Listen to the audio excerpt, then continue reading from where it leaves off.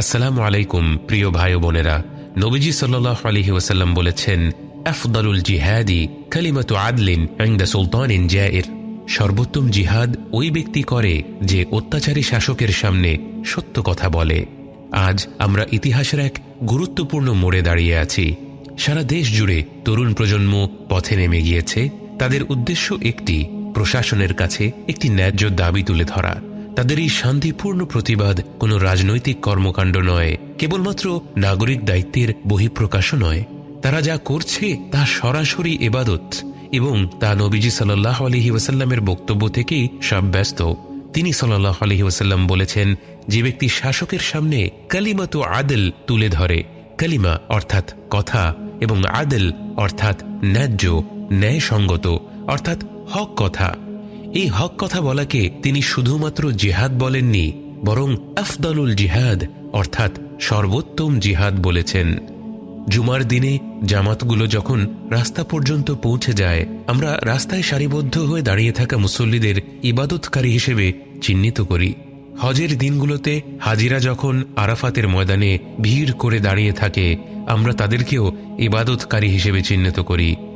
আজ নিজেদের জানের মায়া ত্যাগ করে যে ভাই বোনেরা রাস্তায় নেমেছে, তাদেরকেও আমাদের ইবাদতকারী হিসেবে চিহ্নিত করা উচিত, এবং তাদের পাশে দাঁড়ানোর জন্য আমরা যার যার জায়গা থেকে যা করতে পারি একজন মুসলিম হিসেবে তাই করাটা আমাদের কর্তব্য। এই পাশে দাঁড়ানো বিভিন্ন রূপ নিতে পারে। হতে পারে কোনো এক বাবা তার সন্তানকে এই প্রতিবাদে অংশগ্রহণ করার জন্য উৎসাহ দেয়া, অথবা কোনো মা ছাত্রছাত্রীদের জন্য কিছু খাবার পাঠিয়ে দেয়া। হতে পারে অভিভাবকেরা তাদের সন্তানদের সাথেই পথে নেমে পড়া। আবার হতে পারে আহত তরুণ তরুণীদের জন্য নিজের ঘর খুলে দেওয়া। ডাক্তার ভাই বোনেরা বাড়তি সময় ধরে আহত ভাই বোনদের চিকিৎসা করা। আবার হতে পারে শহীদ আবু সাঈদের বাবা মায়ের মতো ধৈর্য ধারণ করা।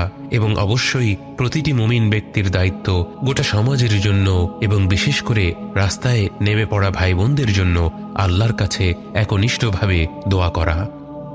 নবীজি সাল্লাল্লাহু আলাইহি ওয়াসাল্লামের নবুয়তের আগে হেলফুল ফুদুল নামে একটি সামাজিক সংগঠন প্রতিষ্ঠা করা হয়েছিল, যার মূল লক্ষ্য ছিল আরব সমাজের অন্যায় অনাচার বন্ধ করা, বিশেষ করে সমাজের এমন দুর্বল ব্যক্তিদের সহায়তা করা যারা সহজে ন্যায় বিচার পাওয়ার অবস্থায় ছিল না। বহু বছর পর নবুয়ত লাভের পরবর্তী সময়ে নবীজি সাল্লাল্লাহু আলাইহি ওয়াসাল্লাম একবার হেলফুল ফুদুল সম্পর্কে বলেছিলেন, আমাকে যদি ইসলামের যুগে এরকম কোনো কিছুতে অংশগ্রহণ করতে বলা হতো, আমি তাতে রাজি হয়ে যেতাম। এখান থেকে বোঝা যায় সামাজিক ন্যায়পরায়ণতাকে আমাদের দ্বীনে কতটা গুরুত্ব দেওয়া হয়। আরেকটি বিখ্যাত হাদিসে নবীজি সাল্লাল্লাহু আলাইহি ওয়াসাল্লাম বলেছেন, তোমাদের মধ্যে কেউ কোনো অন্যায় দেখলে তা সে তার হাত দ্বারা প্রতিহত করবে, যদি তা সম্ভব না হয় তবে মুখ দ্বারা প্রতিহত করবে, তাও যদি না করতে পারে তাহলে অন্তর দিয়ে তা ঘৃণা করবে। তরুণ সমাজের এই আন্দোলন শুধু কোটার বিরুদ্ধে নয়, বাস্তবে এটি সার্বিক একটি যোগ্যতা ভিত্তিক সমাজ গড়ে তোলার আন্দোলন। বছরের পর বছর যে অশ্লীল লুটপাট আমরা দেখে আসছি, যেখানে মেধার কোনো মূল্যায়ন নেই, অথচ চাটুকারী আর ধোঁকাবাজরা সাধারণ মানুষের সম্পদ অন্যায়ভাবে আত্মসাৎ করেই চলেছে, তরুণ সমাজ সিদ্ধান্ত নিয়েছে এই কর্মকাণ্ডগুলোকে শুধু অন্তরে ঘৃণা করে গেলেই চলবে না, এবার এর বিরুদ্ধে আওয়াজ তুলতে হবে।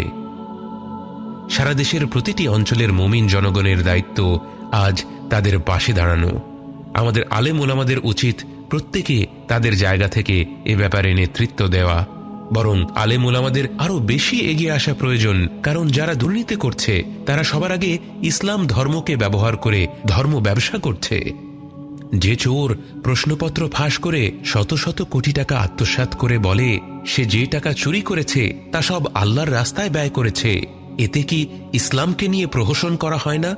এই বক্তব্যগুলোতে কি ধর্মপ্রাণ মুসলিম জনগণ আঘাত পায় না? আমাদের আলেম ওলামাদেরকে আজ আল্লাহ তাআলা এত বড় বড় প্ল্যাটফর্ম দিয়েছেন।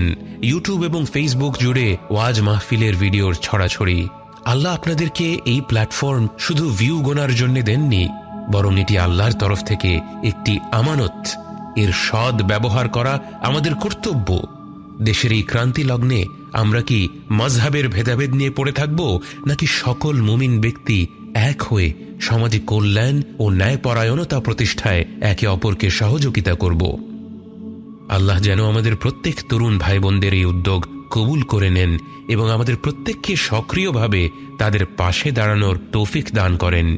পরিশেষে সেই সকল ভাই বোনেরা যারা শান্তিপূর্ণভাবে এই আন্দোলনে অংশগ্রহণ করার কারণে তাদেরকে নির্মমভাবে হত্যা করা হয়েছে, আল্লাহ যেন তাদেরকে শহীদ হিসেবে কবুল করে নেন এবং তাদের পিতামাতাকে এবং পরিবার পরিজনদেরকে ধৈর্য ধারণের ক্ষমতা দান করেন।